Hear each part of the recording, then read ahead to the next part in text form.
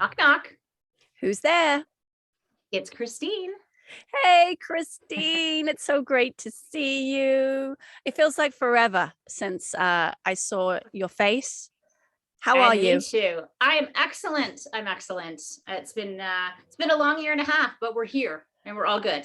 I know, right? In some ways, it feels like the Hmm. longest time ever. In some ways, when I think of things, it's like, oh, that was like yesterday. And I'm like, no, actually, it really wasn't. But it's so great to see you. So thank you so much for joining me today, Christine. I'm happy to. Thanks. Yeah, I know. It's great. It's great. So we're also recording this for YouTube as well. So if you actually want to see Christine as well, like I'm seeing Christine and me, then this is available on YouTube as well as, of course, as a podcast. So let me begin, Christine, by giving everyone a little bit of an insight into, I guess, how I know you and how we got to this point of having a great conversation today. So I originally met you. Wow. Now, hey, this is where the pandemic skews the dates, right? So I think I met you probably about 4 years ago now.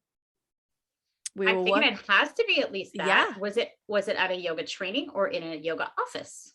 it was a yoga office. So we both work for a company called Yoga Fit, which offers yoga teacher training. And I went to work in the office, and Christine, you were or still are, and you were going to tell us all about it, a trainer for them, educating people in yoga. I did my training with Yoga Fit as well, which was fantastic. So many wonderful mentors and people I still admire to this day and follow. But that's how I met you, right? I got invited to work into the office. I think you were delivering a course, and then you ended up working in the office as well. Our worlds collided. We got on like a house on fire, so many things in common. Um, you're very personable, extremely friendly, so lovely, Oh, genuine. And you know what? Just great fun to be around. And I thought we could have a great conversation today about yoga, your own personal journey with yoga, and just kind of, I guess talk it through, inspire people, whether it's starting their yoga journey, maybe working out if yoga's for them or if it's not for them. But you know what? Just kind of listening in and hearing two girlfriends chat, I guess, is really what today is about. So thank you so much for joining me.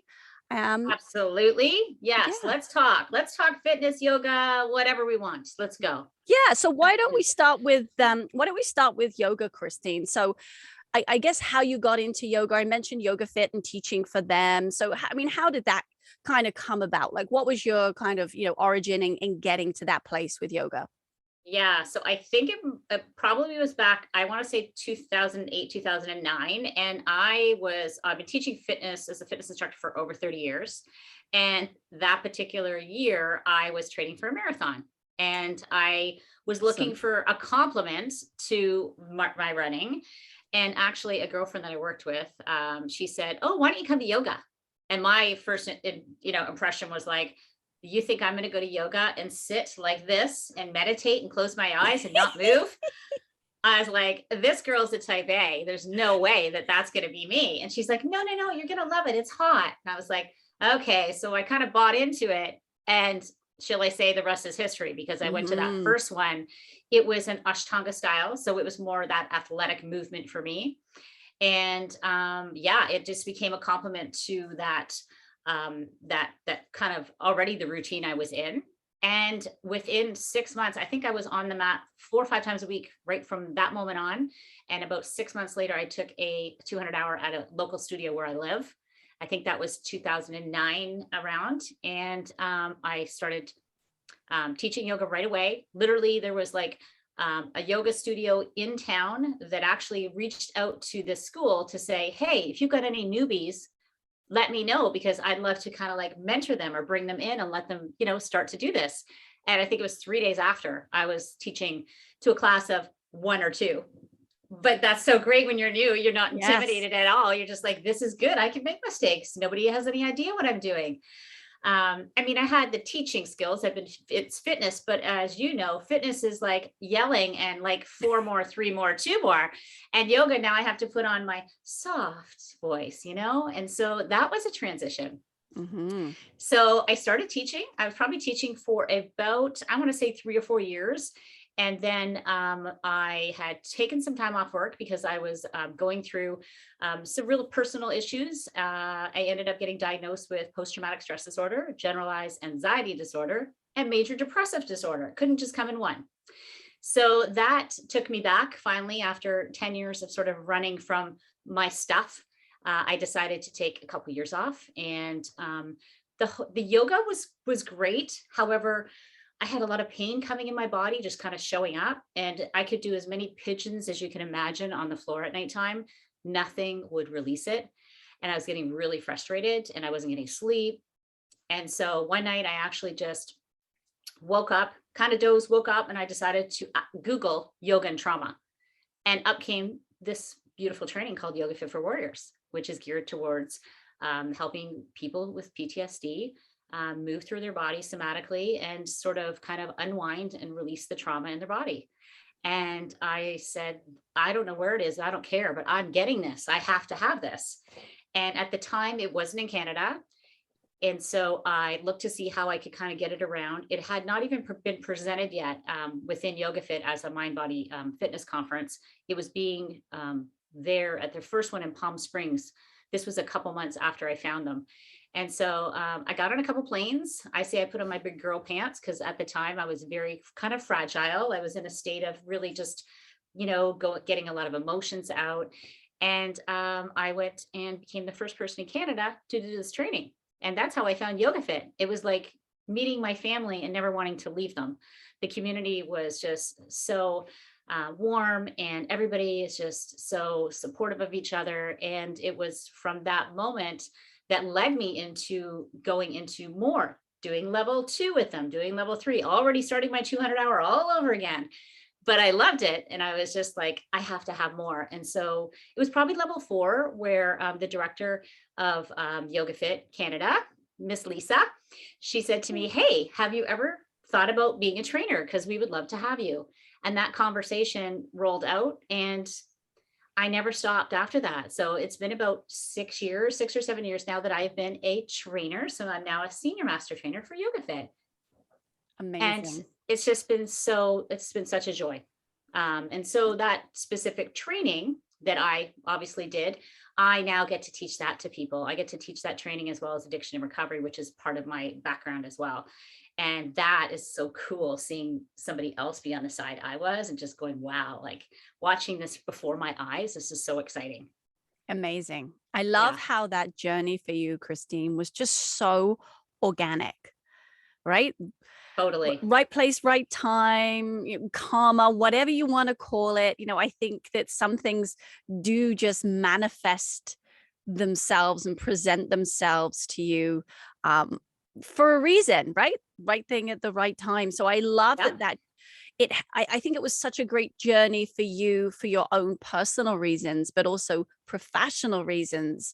And it's lovely when that can happen, right? That your two interests can kind of combine to grow you as one whole person. And I mean, we're going to unpack this a little bit more for sure. But now that you've kind of come full circle, like you said, and now you're influencing and helping others, where you were must be just so fulfilling.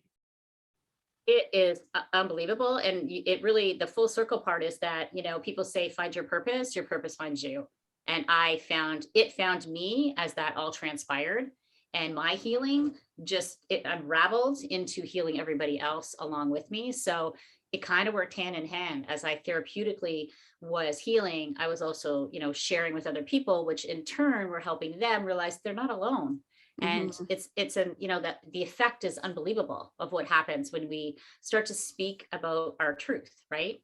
Absolutely. And I was just about to say, and congratulations and good on you for understanding and knowing that something was wrong, that something needed to change, and then taking action on that change. I think that truly is the first step, is being vulnerable enough, being okay, not being okay, to say, I need some help here. I need to understand what's going on, right? So your reach out was finding something, knowing that whatever was going on, it wasn't actually the physical body. Like you said, There's Mhm. only so many stretches and things that you can do until you realize there's something else. And your It showed up in the curiosity. Yeah. Yeah, it showed up in the physical body after many years of not doing that. And if I look back, there was 10 years there that I spent in therapy. And they say that we can do as much talking as we want with a therapist, but in order to get trauma from being stored in the body out of the body, we have to move it somatically. And I didn't have that. I didn't put those together yet. And when I found it, then I was like, this is the puzzle. I found the missing piece. How amazing. And I'm so happy for you that you found that missing piece. So Yeah. if somebody's listening to this, Christine, and they're, having this kind of light bulb moment of, I think this might be me, right? Like how can they find that missing piece? Like what kind of, I guess help or information can you give them about making that next step? Yeah, great question. Mine transitioned by me sort of, I'm sure if somebody is listening and they're like, oh yeah, I relate, it's because you've probably been avoiding. I used to call myself the avoidance expert. My therapist would be like, of course you are. So if you're one of those people that have been kind of like shoving this stuff away for years, know that there's so much more power in like being vulnerable and being open to just, if it's reaching out to a therapist or showing up on a mat. Maybe we don't understand quite how yoga can help, and maybe we just start to connect with the breath. I feel like we'll find something. Like I didn't find the emotional part right away. I was there for the physical movement. Everything else came after, but there was something that drew me there. And it's pretty awesome when we see that kind of transformation happen. So I think that find some form of yoga, whether it's the teacher that you love or a class that you love or a little snippet of it or breathing technique, and see how that sort of helps you. Probably emotionally it will help you. Again, it depends on what comes out first, but I suggest not staying stuck anymore. How's that? Just Yes. going all in. That's the tough part. It's like, how do I go all in? And when I finally got a diagnosis, I was jumping for joy. People are like, what? And I was like, I just knew finally I knew something was wrong, and I needed something to be able to work towards to heal. And not that we need a diagnosis of PTSD. We know that so much is that going on, especially now with COVID. But for me, at that moment, I needed a word or two. I needed to know that, okay, I'm all in, let's go. And so that really helped me move along in my journey instead of staying stuck for more years. Yeah. No, I Yeah. understand that, right? Like having that label or that anchor, I guess, Yeah. I think then helps you create a plan or I guess accept it to some degree because it's so ambiguous. And I think, if you can't identify what it is, it's hard to then make change. Yes. So I think it is helpful to kind of have that anchor, but I think on the flip side as well, you have to be careful not to let that define you as a label. So it's finding Exactly. that happy medium.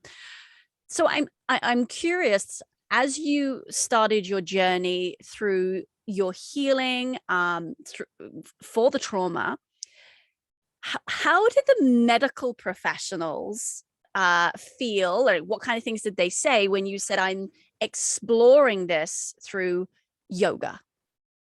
That's so interesting because it was probably about a year when I first decided to go all in. The doctor said to me, the psychiatrist said, "Listen, we need you to go off all of your medication." I had been on antidepressants for 10 years. I'd been on sleeping pills. That was keeping me sober because I am somebody who's been sober for almost 17 years. So that really was grounding me. Congratulations. And thank you. And so when they said you got to go off everything, but we highly recommend that you go on Prozac, that scared me. But I was already there to say, I'm all in. Like, I have to do this. And they were going to give me the time when I could go off of it. But they said, we'll probably say a year. That's what they kind of expected. Well, it was probably 6 to 8 months later when I did the yoga training. And my therapist was like, wow, like I'm coming back to her, telling her all this stuff. She was kind of wanting to give me permission to go and do it in the first place. And I said, I'm done. Can I go off this Prozac? And she said, you know what? Make an appointment with the psychiatrist and you go and tell them what you've learned. and share with them, and they'll make that decision. And that's what I did. She came forward and said, why do you think you should go off this? Where are you at in this healing process? And I told her all about Yoga Fit for Warriors and everything that I have gone through. And she's like, okay, boom, done. So then I was off the medication. So that was just doing that was so profound. But what I did in the community was even, deeper, as when I found this out that it healed me, I started sharing it in my community right away. I started doing workshops. I wanted people to know that they could also find healing if they were somebody who was suffering with anxiety or depression or even PTSD. So that's when I think that other people were starting to become aware. I feel like there was this self-awareness all of a sudden that, oh, that could be me. Like people were checking in with themselves. Yes. And I went back to the addiction facility that I went to for my rehab. I hadn't been back there in 9 years. And I said, I have this new training, because I figured I probably had PTSD back then. And I said, can I volunteer here? And they said, heck yeah. So I spent a year every Saturday there teaching this style of yoga, trauma-informed yoga, and built this amazing relationship. They saw huge results just in the detox ladies, and brought me on as part of sort of their team the following year to start doing clinical research, which we just published actually in one of the journals. I didn't know if you knew that or not. Oh, no, I didn't. So yes, we've had two shots at clinical research where the goal really was to see how women in treatment, when they're in there for 5 weeks, what was the difference between women who just got the treatment and the women who got treatment plus 14 of the yoga classes that I teach.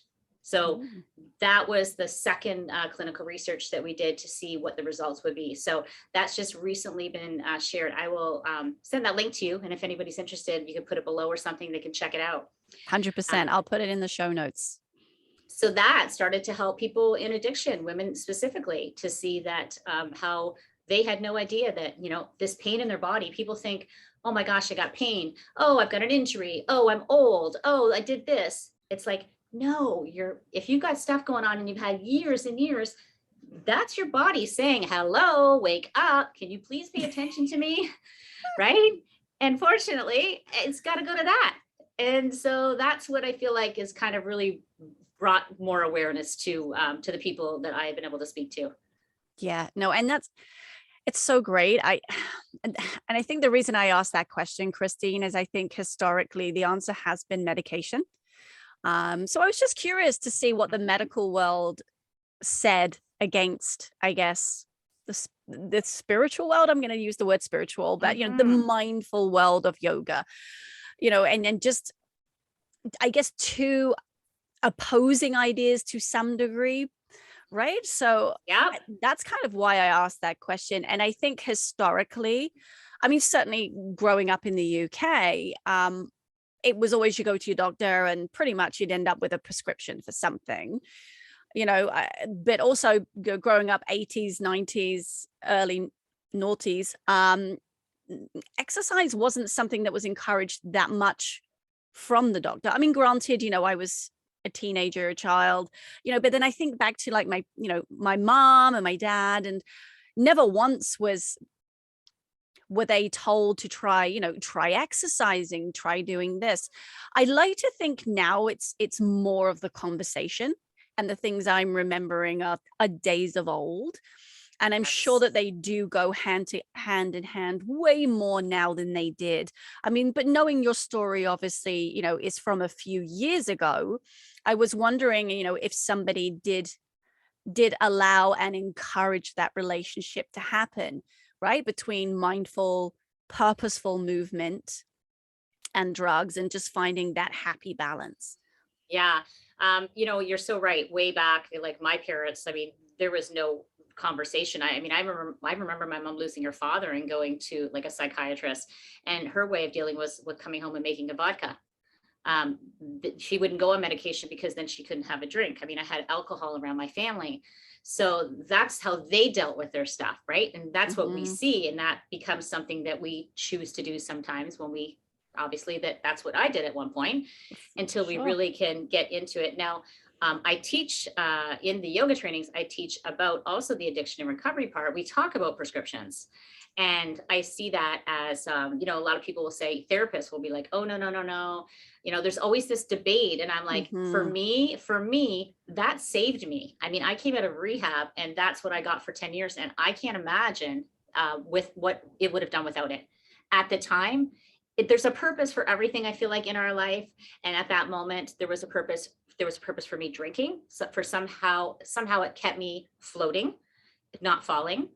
And when it changed, that's when things changed in my life. And I feel like that with medication, if you just have to grow though. You can't just be stuck there and say, just keep feeding me pills, Sure. right? You have to put in that effort to get well overall, eat better, sleep better. You have to show initiation for overall wellness. And Yeah. I think that's much more visual now. I did the warrior training last weekend and I had 4 therapists actually in my training. Amazing. And their eyes, they come in there with different eyes because they have one way of talking to their patients, but now they see things in a different way because of those trainings, because now they can look at the polyvagal theory or somatic experiencing, moving the bodies. They can help them with different breathings where therapists weren't latching on to that stuff years ago. They weren't picking up on that. And now I feel like it's something that once they learn, they can't unlearn it, you Yes. know? Yeah, right. So I think we've come a long way for sure. That's great. That's really good to hear because yes, and Hmm. that's kind of where I was going at. Was it, are we still over here and they still over there, or is there now some cohesion? I like to think there is. So thank you for sharing your experiences on that, Hmm. and a little bit of insight, right? And Hmm. hopefully as we move forward with workshops that you're doing, further education, and great to see, like you mentioned, that there are medical professionals who are out there as well wanting to learn, and explore this. I think it's so great.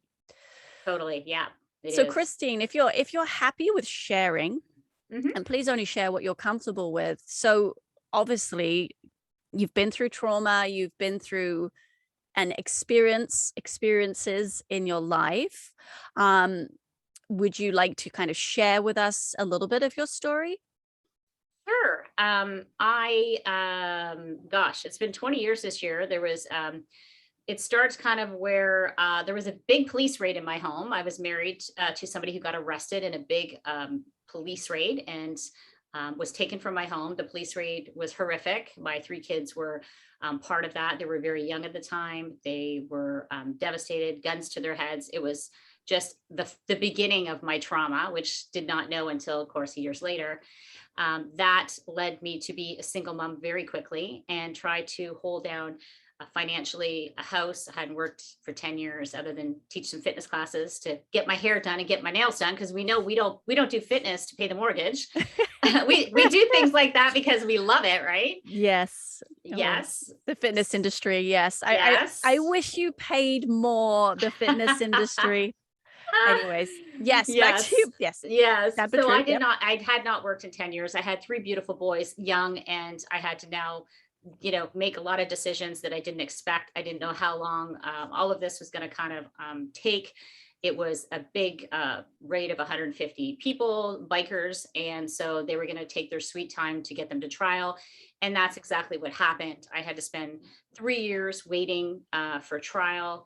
And in the process, thank goodness I had my mom and my dad helping me out a little bit financially, but I had to go get a job, which I did. And I actually went and got my DZ license and I started working for the city where I live. And I was a garbage truck driver and I threw garbage.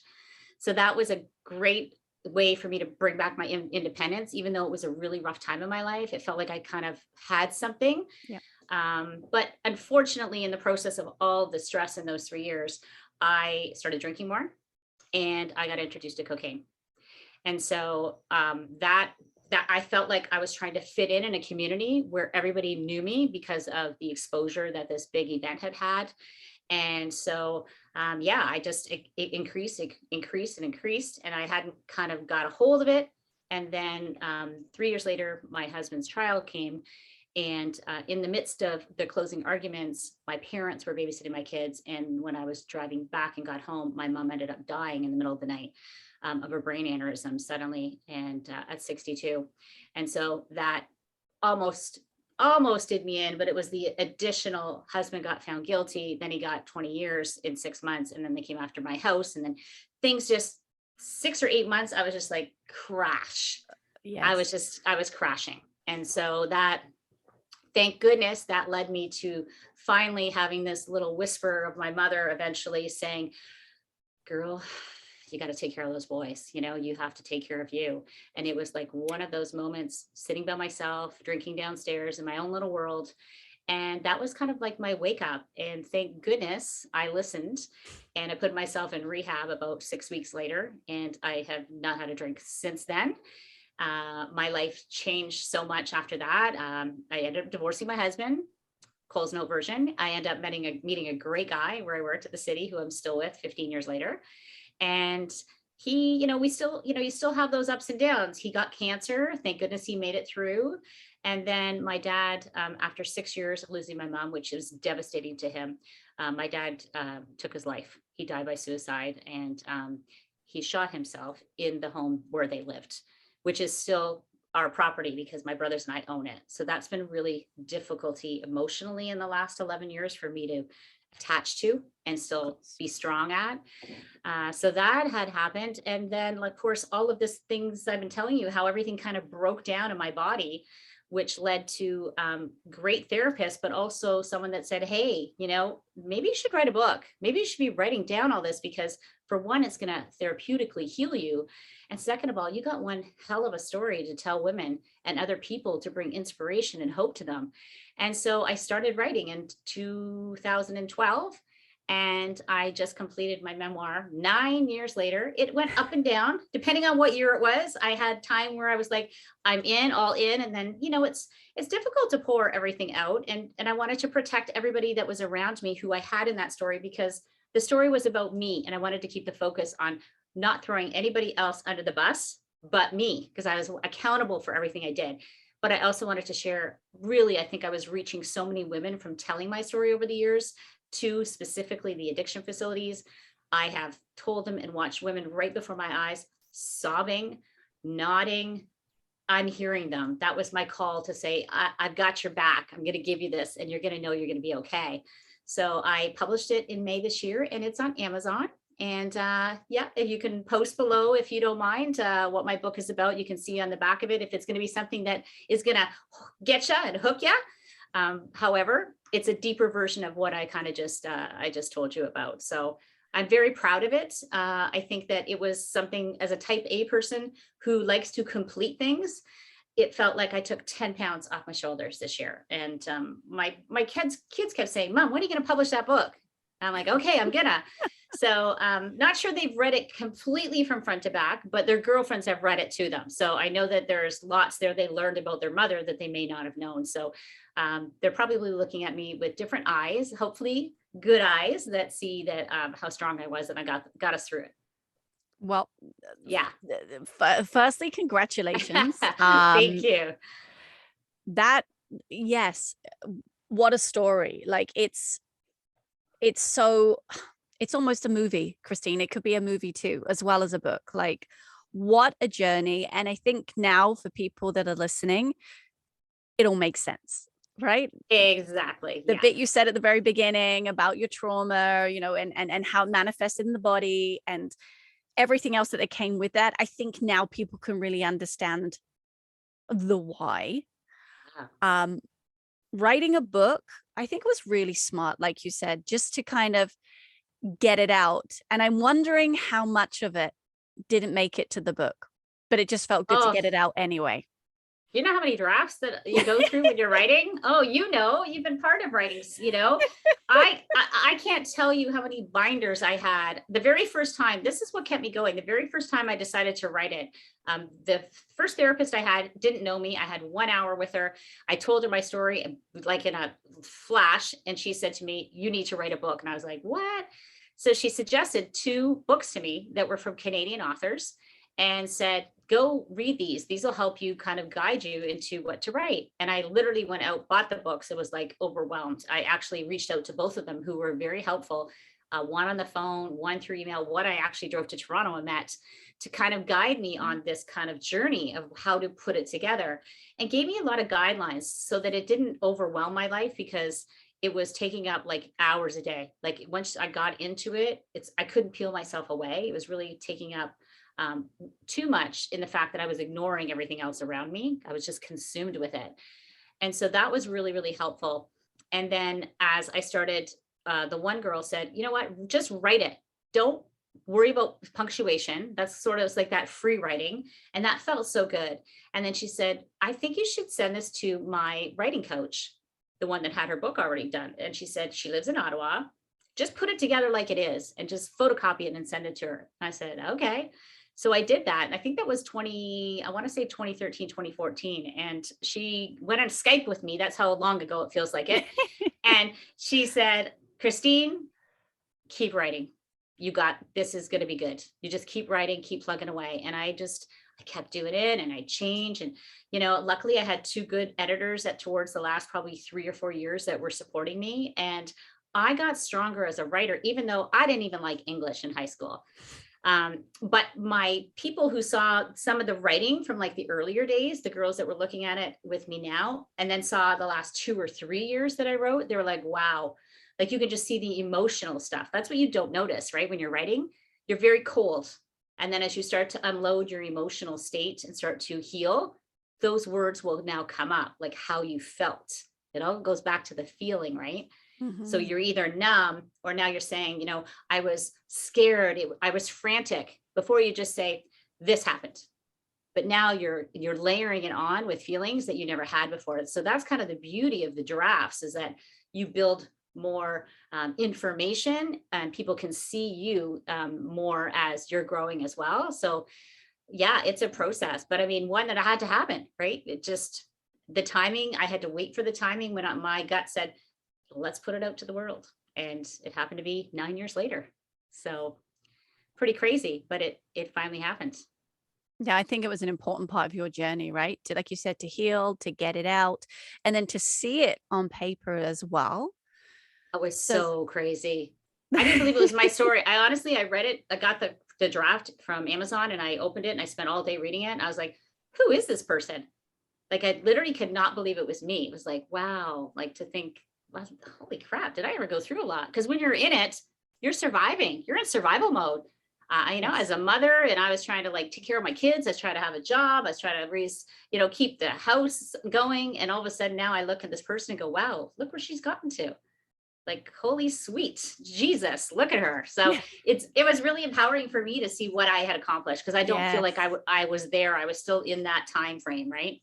100%. And I think you hit the nail on the head there. In the moment, it's so therapeutic to get it out. But then to look back once it's out and be like, yep, that was me. I did that. And way to go. Right. Yeah. Like, I think that's super important.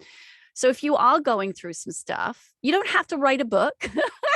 No, you do not. Just a journal, right? Just something where you can let it out and put it away. And maybe you look at it again the next day or in 3 weeks, and you can slowly see that you are making progress, or that your thoughts and your feelings, they are valid. Yes, exactly. One of the important things is I have a women's membership I just recently opened up, basically for the women who have recovered from addiction and trauma, to show them actually that their true superpower of their story is what heals them in the end. So it's digging that deep to be able to heal.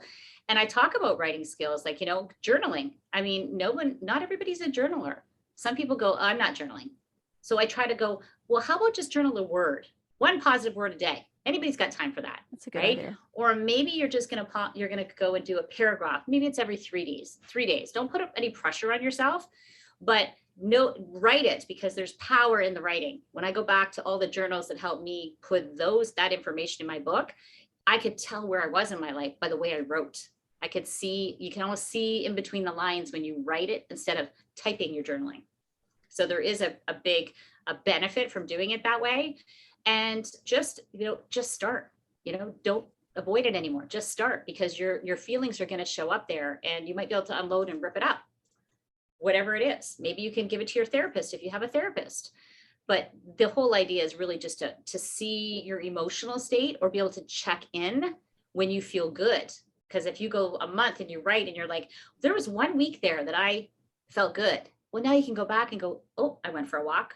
I went out with my girlfriend and had coffee. I spent a lot of time with this person who's a really positive person. Now you can start to see where the good things are in your life and start to have more gratitude, right? There it is that gratitude. Yeah. And I think that shows up. Yeah, that shows up a lot in our journaling. Yeah. And that's there's such valid points. And I think I agree with you. I think you're right. People think of journaling and they kind of think, oh, today I went this and I took a yeah, no, it's just it's something simple. It's like you said, it could be bullet point notes, a word, a feeling, I know, a picture, whatever it might be, just something. Yep. To keep you on track and to stay connected to yourself, because I think we all get very busy on this hamster wheel of life. Yeah. And then it's not until we actually stop and look that we can see, habitual patterns for good or bad. And, if I link it into what we've all experienced recently with a global pandemic, we all had to get off our hamster wheel. And I bet for a lot of people listening, there was changes that need to be made because we had an opportunity to stop and look. So there, right, right there is kind of the power of what we're talking about here.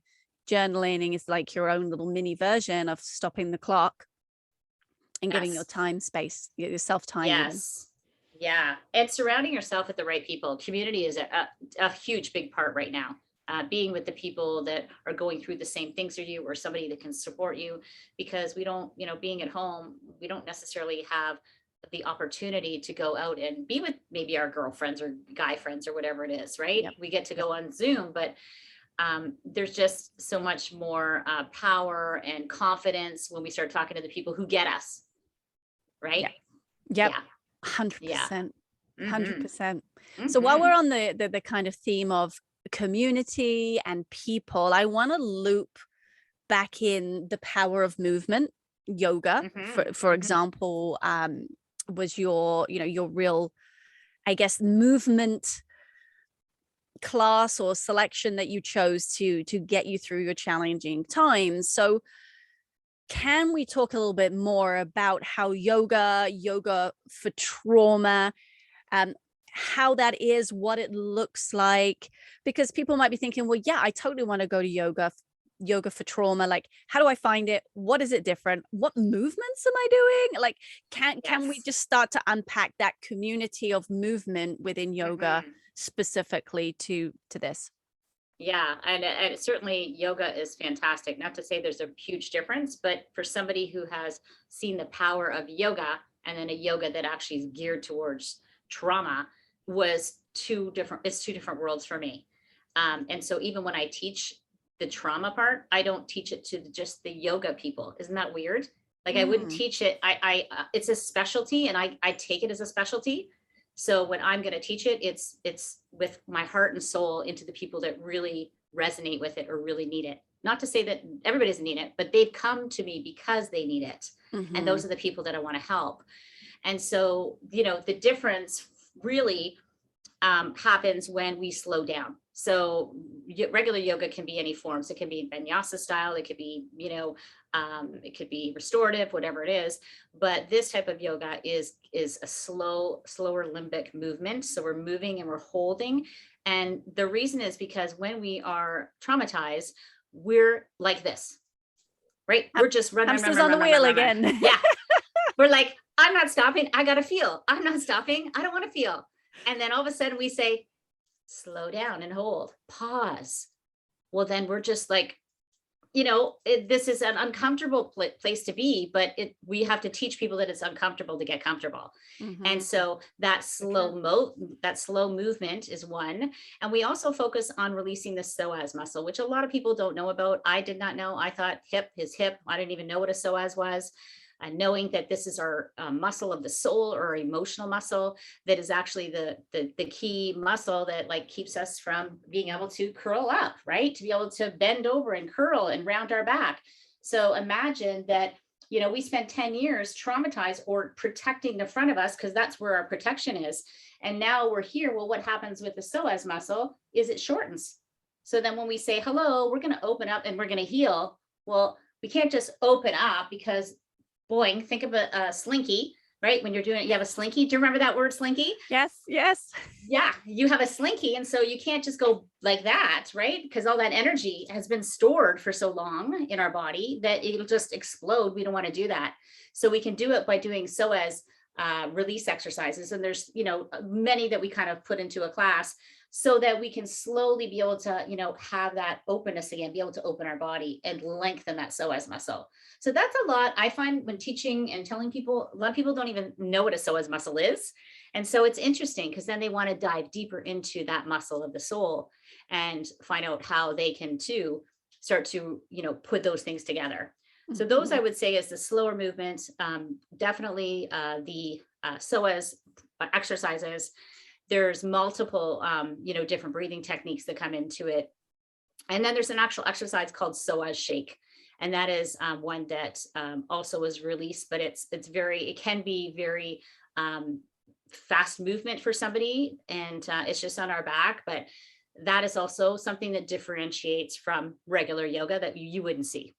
Right. And as far as people being comfortable to do those, that is where I feel that, and I've never had a group where it's just a drop in for these type of classes. I like to have a group that I'm solid for 10 weeks and we get to be together and they feel secure, right? This is giving them the power back and making them feel safe. So I like you really have that safety and that kind of sacred space for them so that they can let go and be able to do that and feel like it's okay.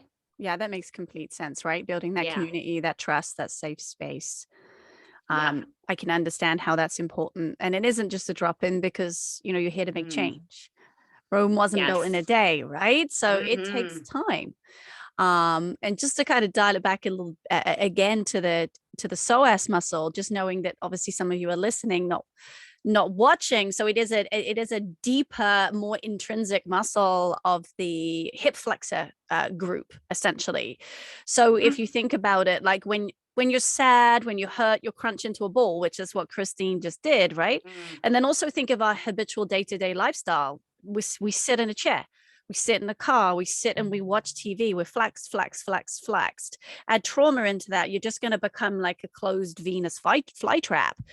And we can't just, like you said, ping that open. So how can we carefully, slowly open out the body to be vulnerable, right? Because having yourself fully exposed, right? Starfish lying down means that you're exposing your organs and everything out to the world. And that means being vulnerable. So I think that's something that people don't really correlate to is our posture, how we're sitting, and how those feelings as well manifest in the body.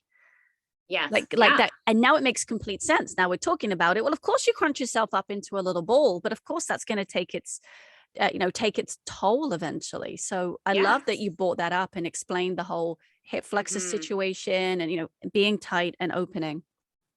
And then you got to add that triggers could come up. So like, if you are in just a regular yoga class, unless that person is trauma informed, that teacher, then we're not aware of those things that can start coming up.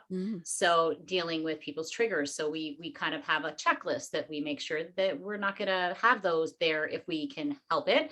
We can't obviously know what everybody's triggered with, but we do our best to make that a very sacred space and be able to kind of check off the list to keep them feeling that it is a safe place to be. So I think that makes a big difference too.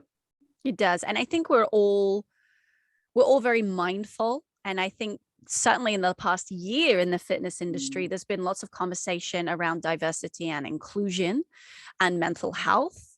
So I like to think as an industry, we're moving forward in being mindful in the words that we choose, how we talk to people and how we welcome people into our environments. So I think it's also important to remember that it doesn't matter where you are, there's always going to be somebody in front of you that has been through something. So, I think you just have to be mindful of that. And then also, can I just say it works the other way as well?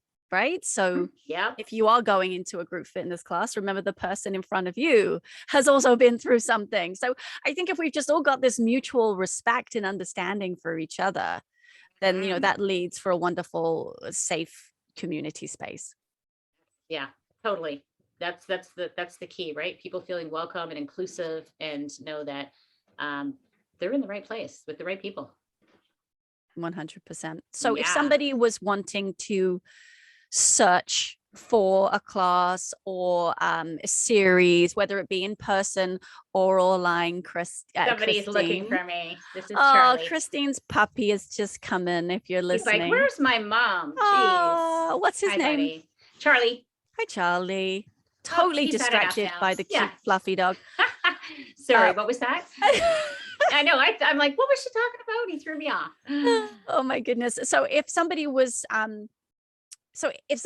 to search and get involved and take part in a yoga class specifically for trauma, where would one start? Like, can we just Google it? Like, what are you doing, Christine? What are the best resources? How can we get going here? With COVID right now, of course, I haven't been doing any live ones. At one time I did community ones where I would do like a 10 series. I did do about 3 or 4 months this year of free one every Wednesday morning. And I think I'm going to start that up again, maybe in January. So I will have a Zoom every Wednesday morning, if that's going to be the time frame. And I just welcome anybody. And it is that type of a class. So people know coming in, it's for trauma, stress, PTSD, whatever. It's going to be healing to you. So currently there's no live ones that I'm doing, and I'm not sure who, is running them live. I mean, we're from Canada, but I mean, Canadian or US, I think this is something that's kind of been on a halt in person right now. But certainly if this interests them, I mean, they can always look up Yoga Fit for Warriors to get more information. There's like great recommended books that we have, even if you do not do the training. There's so many books that you can start to read more on how trauma is held in the body and how it's stored.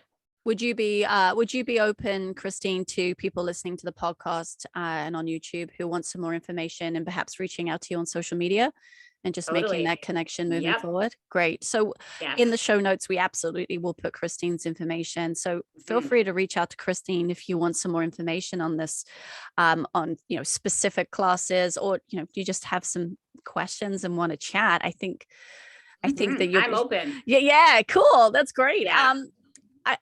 What I want to know now, Christine, because you have such a huge repertoire of yoga experiences, let's say somebody's not ready to say, I need to go to a trauma class, or maybe it's not accessible to them. What accessible yoga class would be a good substitute? Well, I'm a little biased because I'm a Yoga Fit trainer. So I, it would have to be somebody who's a Yoga Fit trained person, because I believe, yes. Hello, that's Nicky. me. We can go to Nicky's class in Toronto and my class in where I live. I'm really, I believe that, we do it. We're able to teach a class for everybody and everybody. And it's a school. Yoga Fit is trauma informed. It always has been. So the layers of what we're teaching is really going to give people that feeling and that way to kind of like tap into their body and reconnect with their body. The other part is, maybe not going to be there where we're doing specific to Psoas muscles, but of course, honest to goodness, they're going to be able to feel their body again. That's really important. Yes. So I think, so I'm going to say anybody that's a Yoga Fit trainee that is a teacher in any of the locations, please go and post that you will invite them to it. But certainly, I'm sure any yoga is. I mean, I've done 2 different schools. I had Ashtanga and then I had Yoga Fit, which is the vinyasa style. So, I learned from both. So it really depends people who they like as a teacher. Like sometimes they may just learn other things just because they love the teacher, and then they kind of go from there. Yeah, that's very true, right? You are connected to your person and you find your person. And, I think yoga, because there are so many different styles, there are so many ways to interpret it, so many different schools. I think you have to find your person that, you enjoy their interpretation of yoga. Yes, absolutely. I am Yoga Fit trained. So feel free to come and join me at one of the classes at the Knock Academy. I'd be more than happy to take you through a session. But, I mean, I think if you are looking at starting, and it's like anything, right? Starting something new, just take it easy. Give yourself permission to be a newbie again. I think you said this earlier, Christine, you don't have to be great to start. You just got to start to be great, right? So just start with a simple based yoga class. It doesn't have to be anything fancy. And then just, try them all, see what works for you. And, for you, if you think back, Christine, it was actually the powerful yoga that got you hooked. Totally. Yeah. Right. Yep. I didn't know there was stuff that needed to come out until after that. That's when it all started to unwind at its own pace. That's it. Maybe you weren't ready for the slow stuff immediately. So you wanted to be up here to meet you where you were at, right? With the fast power stuff. So nothing's off the table, but I think these are great things to be mindful of when you're trying to find where to start, where to try to find your person and the right kind of class for you. I think the importance is just to go to a yoga class, because if you aren't doing yoga, you're missing a lot. And I think that just go find the right person, see what you can start to get from them. And then, as things get better and you love it, then you can find that, expertise person that you need to kind of follow. Yeah. But I do have a free community in a Facebook group that it's actually called Christine's Happy Healers Community. And I will do snippets of little yoga, some Psoas release exercises and stuff that in there. So they could hang out in there for free if they wanted to. And I usually, I'm posting about addiction and recovery and trauma and grief and all those kind of things. Just, it's a really feel good, positive vibe community. So people are welcome to join and just, request to join that. And I can give you the details to that too. Absolutely. This episode session notes is going to be full of so many wonderful links, but this is brilliant, right? This is the point of having these conversations is, to make things accessible when you don't know where to start. So yes, absolutely. Everything we talk about is going to be in the show notes. Also, what I want to include in the show notes, Christine, as well, coming back to your book, is put a link in there as well. So you never actually told us the name of the book. Is it Blinded by an Angel? Is this correct? Yes, it is Blinded by an Angel, one woman's true story of resilience through grief, addiction, and trauma. And it's available on Amazon worldwide. So if you live in Canada, it's .ca. If you're in the US, it's .com. I've sold them in Spain now, in Australia. Ooh. So it's amazing. It's getting everywhere. So yeah. That's so wonderful. I mean, it must be just so wonderful for you. You must be amazingly proud of yourself. It is truly, it's come to realize, just the power of a story. It goes back to that superpower of being able to be vulnerable and tell people, because there's somebody over there that needs to hear it and know that they've got hope. And it's never been more important. I don't think that now is the time to do it. Now is really the time to do it, to help everybody else that's going through this stuff in the last year and a half. We're in this together. That's people need to know they're not alone. And just by reading my book, you'll be able to tap into some point of your life where you hit that time you fell down, but just keep getting back up, right? Building resilience, doing the do every single day to build strength and, mindset. And gosh, there's so many things that I like to teach about that I discovered over 20 years. So I know how to stay up and not fall down as far this time. It's just like they're little falls. They're not down and I can't get up. So that's life. Well, thank you, really Christine. Thank you. On that note, I'm like, this just seems like the perfect time to wrap up our podcast today. That message was extremely powerful. Thank you so much for sharing your story and being vulnerable. And I just know that your story is going to impact so many people to make change that they need, to make their lives better, and maybe even impact lives of others, right? That's just that, be the pebble, watch that ripple effect. So thank you for being brave and standing out there. Thank you so much for joining me. Thank you everybody for listening. Like I mentioned before, all of the information, the links will be in our show notes. So please have a read through. Reach out to Christine. She'd love to hear from you.